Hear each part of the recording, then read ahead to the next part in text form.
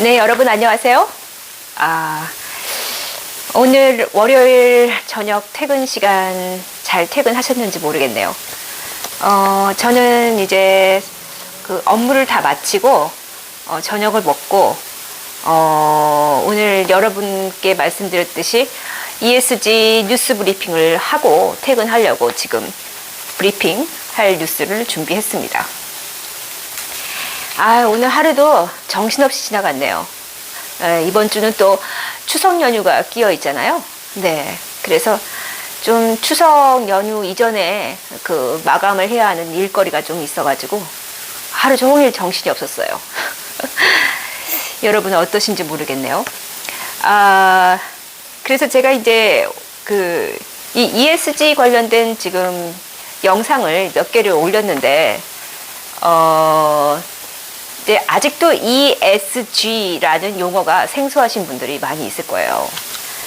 그래서 다시 한번 말씀을 드리면은 ESG는 약자인데 E는 environment의 E, S는 social의 S, 그 다음에 G는 governance의 G를 각각 앞에 이니셜을 하나씩 따가지고 ESG라는 어떤 그런 그 용어가 합쳐져 가지고 통칭해서 ESG라고 하는 건데요.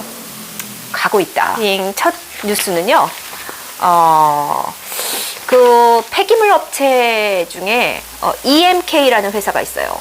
네. 근데 그 폐기물 업체가 1조라는 몸값을 가지고 지금 매각을 추진하겠다 해가지고 그 매각 주관사의 선정에 나섰다라는 뉴스가 나왔어요.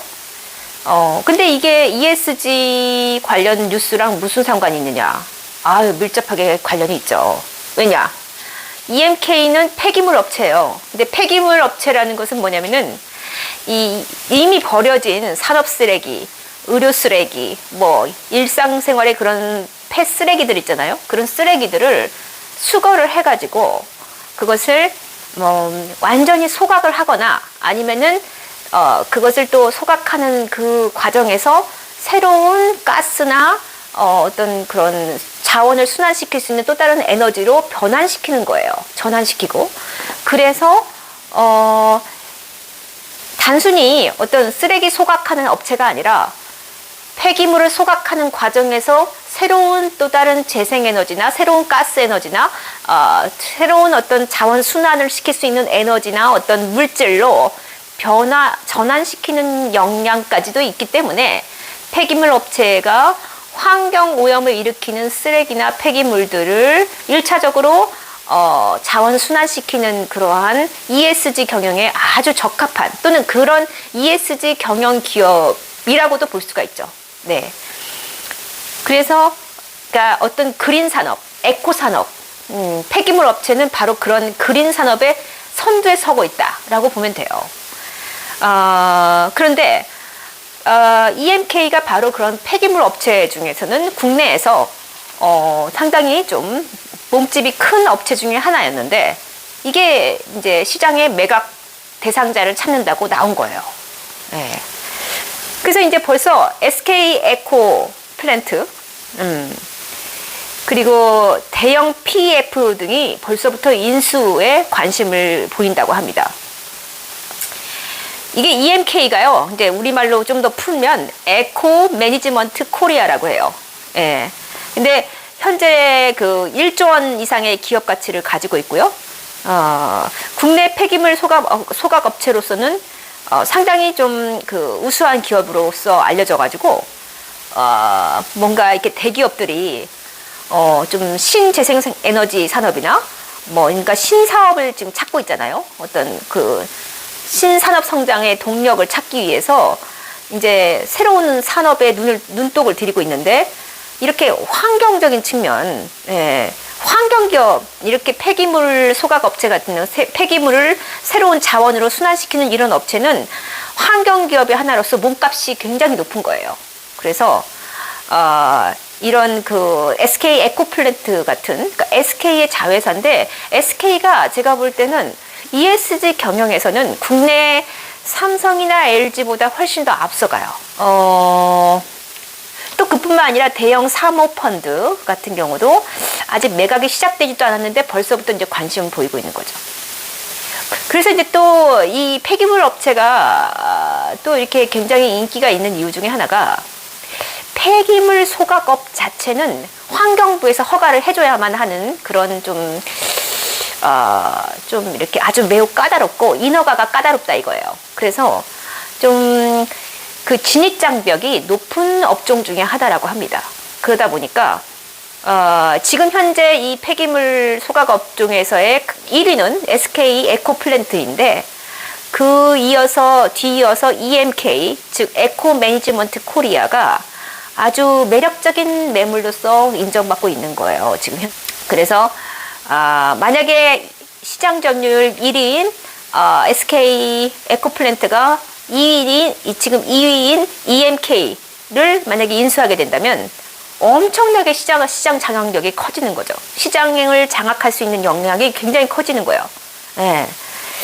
그리고 이제 현재로서 또 장점이 뭐냐면은 폐기물이 많아지고 있잖아요. 그러니까 폐기물 처리 단가가 갈수록 오른다고 합니다. 계속 앞으로도 오를 예정이라고 해요. 그러니까 EMK의 매출 실적도 해마다 계속 올라간 거죠. 그러니까 이렇게 알짜배기 회사를 이런 그런 대기업이나 대형 펀드 회사에서 눈독을 들일 수밖에 없는 겁니다. 자, 이렇게 이제 폐기물 업체가 매물로 나왔다라는 소식과 더불어서 지난주에 나왔던 뉴스가 또 이런 업체가 또 있어요. 폐기물 업체가. 그러니까 이게 제가 사실은 이 업체의 주식을 가지고 있습니다.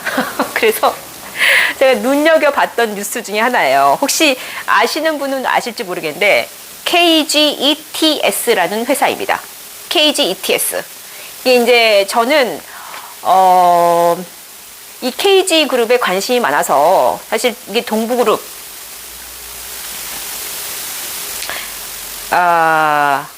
아니야. KG그룹이 동부그룹이 아니네. 죄송합니다. 원래 제가 그 동부그룹에 그 철강업이 있어요. 동부제철. 네, 동부제철에 예전에 이제 좀 주식 투자를 했다가 이게 이제 최근에 작년인가요? 올 초인가요? 아무튼 KG그룹이 동부제철을 인수를 했죠.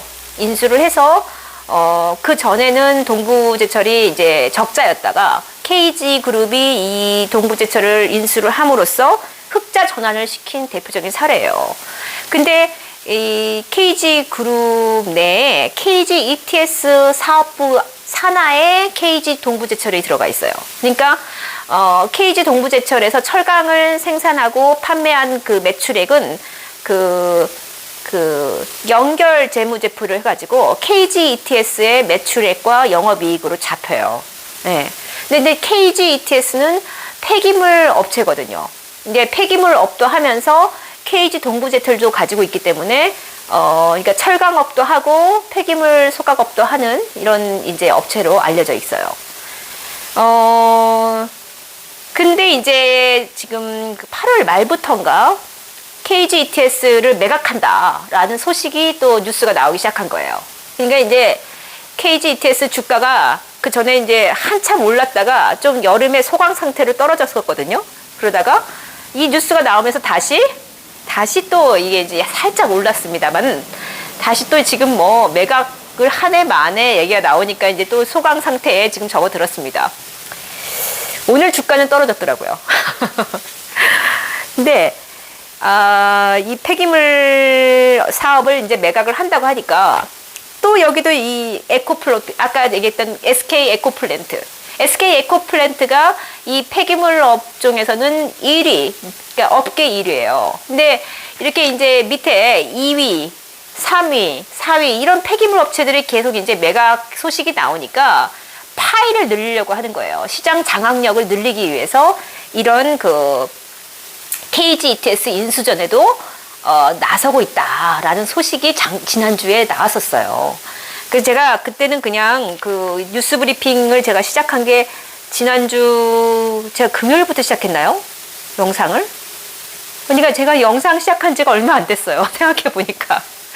그래서 제가 이제 이거는 제가 이제 지난주부터 이 유튜브 영상을 찍기로 결심을 하면서 ESG와 관련된 최신 뉴스를 브리핑을 해주자라고 생각하면서 제가 이 KG ETS 뉴스도 알려주면 좋겠다, 전달하면 좋겠다라고 생각을 하고 있었는데 막상 이제 제가 브리핑 타임에 이제 KG ETS 그 매각설은 얘기하지 않았는데요.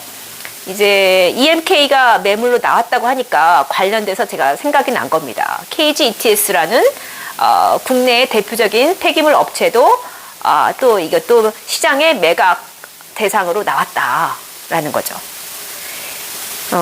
그러니까 이제 역시 아까 SK 에코플랜트뿐만 아니라 뭐 대형 사모펀드도 사실은 EMK뿐만이 아니라 KG ETS에도 지금 눈독을 들이고 있는 겁니다.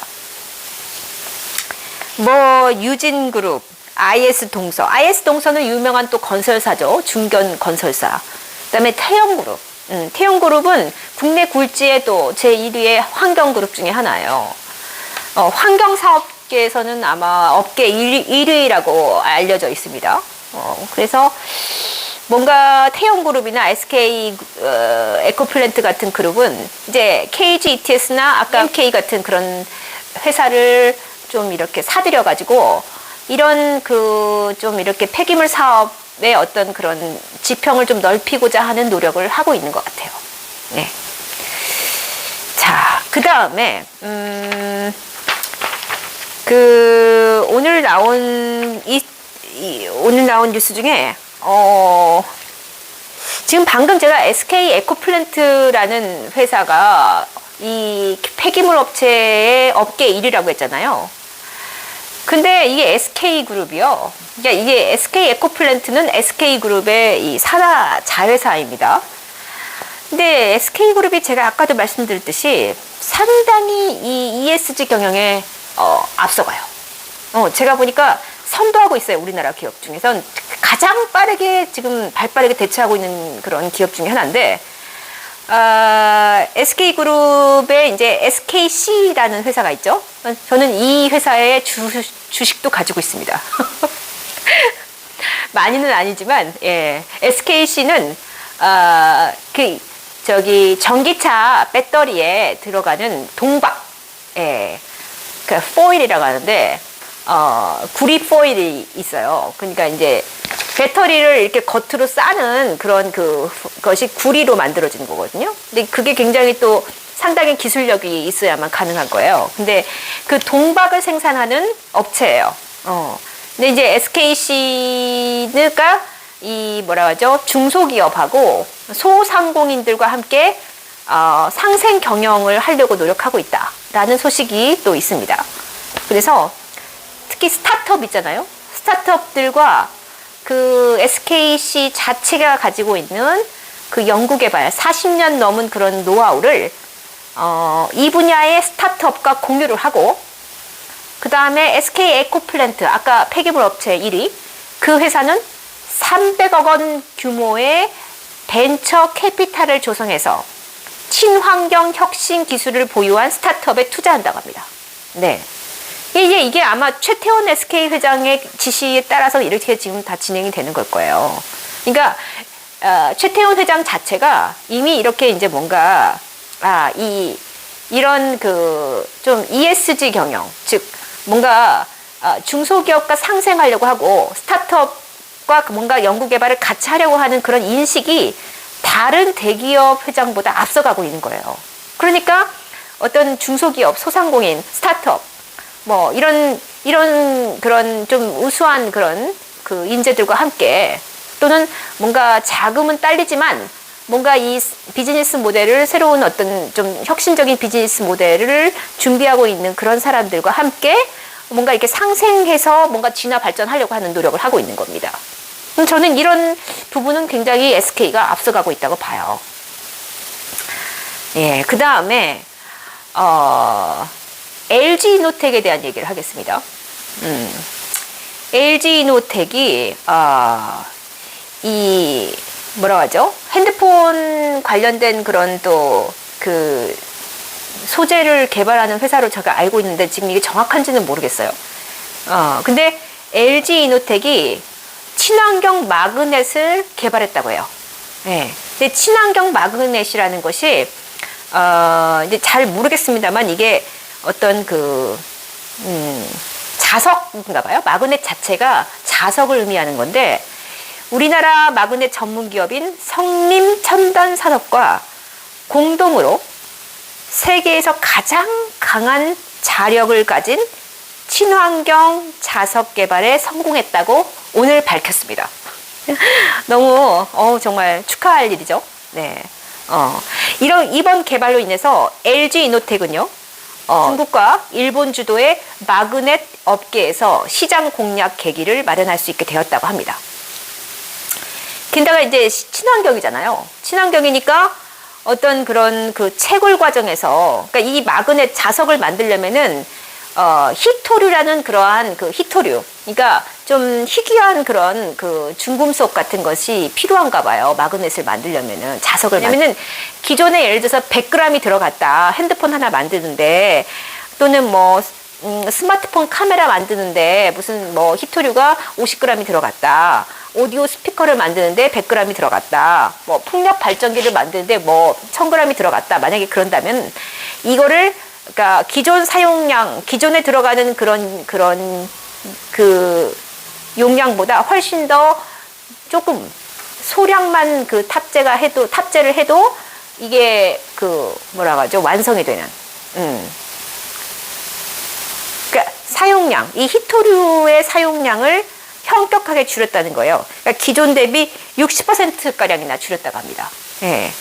그러니까 이 자석, 이 마그넷이라는 자석의 핵심 성분인 희토류의 사용량을 60%가량이나 줄였기 때문에 이거는 이제 정말 환경 영향을 최소화하고 채굴 과정에서도 많이 채굴할 필요 없이 조금만 채굴해도 이런 제품들을 만들 수 있게 된 겁니다.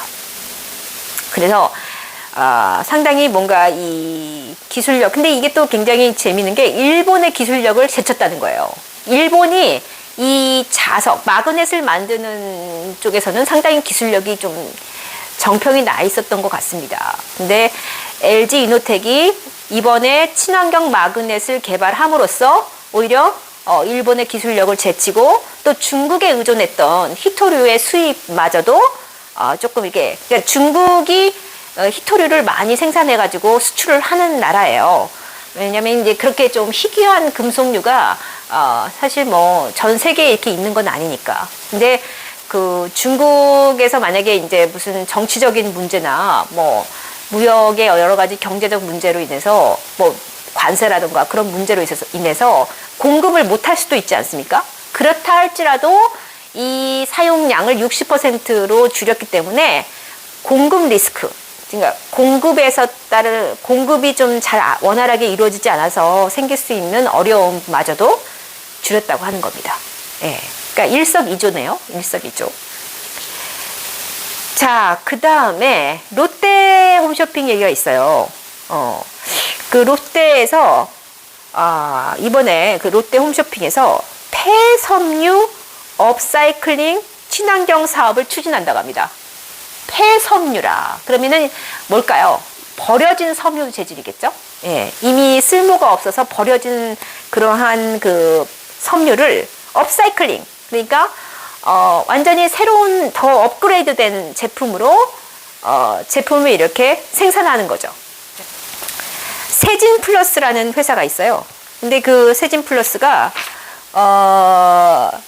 국내 유일하게 섬유 패널 생산 특허를 보유하고 있는 업체라고 해요. 그래서 이 세진 플러스랑 함께 협업을 해가지고 뭔가 이 폐섬유를 살려내는, 업그레이드 시키는, 그러니까 폐섬유 업사이클링. 그러니까 리사이클링하고 업사이클링은 조금 달라요. 리사이클링은 이제 예를 들면 이게 이제 B라고 하면은 B의 수준에 맞춰서 재활용을 하는 건데, 업사이클링은 이게 B면은 A 수준으로 높여가지고 완전히 새로운 제품으로 탈바꿈, 재창조시키는 거죠. 새로운 창조예요. 업사이클링은. 그래서 폐섬유 업사이클링 사업, 그다음에 친환경 섬유 패널을 활용한 사회 공헌 사업을 하겠다라고 이렇게 제시를 했습니다. 그 다음에, 롯데호텔이요. 오늘은 SK와 롯데네요. 두 쌍벽을 이루는 그러한 뉴스 내용이 되겠는데요. 롯데 방금은 롯데 홈쇼핑에 대한 얘기를 했잖아요. 근데 롯데 호텔에서는 아예 ESG 전담 조직을 태동시켰다고 합니다. 그래서 롯데 호텔에 들어가는 모든 생수는 라벨이 없는 생수가 들어가게 되고요. 그 다음에, 그러니까 객실에 비치하는 생수 자체가 이제 라벨이 없는 거예요. 네. 그 다음, 또, 종이 박스, 그러니까 이 호텔에서 사용하는 기존의 박스 포장재를요, 비닐 코팅을 최소화한 그런 종이 박스로 바꿨다고 합니다. 네. 박스도 요즘에 보면은 예를 들어서 과자 같은 거, 저희가 이제 과자나 비스킷 같은 거 사 먹잖아요. 이런 것들도 다 보면은 종이 위에 비닐이 다 입혀 있어요. 근데 이거는 사실은 종이로 재활용하기 어려워요. 비닐이 이미 쌓여져 있기 때문에 비닐을 벗겨내야만 그 안에 있는 종이를 재활용할 수 있는 거거든요. 근데 롯데호텔은 이제 아예 그냥 비닐 코팅조차 하지 않은 그런 순수한 종이만을 가지고 박스 포장재를 사용하겠다. 네, 이렇게 또 아주 좋은 ESG 경영을 시작을 했네요. 게다가 이제 고객들한테 이렇게 드리는 그런 쇼핑백도 비닐이 아니라 종이 쇼핑백으로만 바꿨고, 플라스틱 빨대도요, 종이 빨대로 교체를 했고, 그다음에 포크도 일회용 포크나 나이프도 다 친환경 제품으로 교체를 했다고 합니다. 빨대 교체는 이제 어디가 제일 앞서갔냐면은 그 커피 어디죠? 스타벅스. 네. 스타벅스가 제일 먼저 플라스틱 빨대를 사용하지 않고 종이 빨대를 사용하는 것을 시작을 했고, 이제 그게 제가 볼 때는 여러 가지 다른 그 음식료 업체에도 많이 보편화가 되고, 레스토랑에서도 또 이제는 호텔에서도 이러한 종이 빨대를 사용하기 운동 캠페인이 이제 많이 활성화가 되고 있는 것 같습니다. 이런 식으로, 그러니까 호텔에서도 이제 친환경 제품이나 좀 더 환경을 생각하는 제품으로 바꾸고 있다라는 것을 롯데호텔이 먼저 천명을 한 거라고 볼 수 있겠습니다. 네. 오늘은 이 정도 해서 제가 그 뉴스 브리핑을 마치고요. ESG 관련된 뉴스는 매일매일 나와요. 근데 이제 제가 그 중에 한 3일에 한 번씩 제가 이렇게 모아가지고 그 중에 중요한 뉴스들 이렇게 뽑아서 여러분께 전달을 해드리는 그런 방식으로 하려고 합니다. 네, 오늘도 저의 이런 미숙한 아주 미숙한 이 뉴스 브리핑을 들려주셔서 너무나 감사하고요. 좀 하루하루 좀 더 방송을 하면서 조금씩 자연스러운 저의 모습을, 또 발음도 좀 정확한 발음으로, 또 말의 속도도 좀 천천히 그렇게 전달할 수 있도록 좀 노력을 하는 저의 모습을 보여드리려고 합니다. 노력해 보겠습니다, 여러분. 네, 그럼 또 내일 또 멋지고 또 재미있고 좀 더 유익한 그런 정보를 가지고 또 여러분을 찾아뵙겠습니다. 네, 오늘도 편안한 밤 되시길 바랍니다. 감사합니다.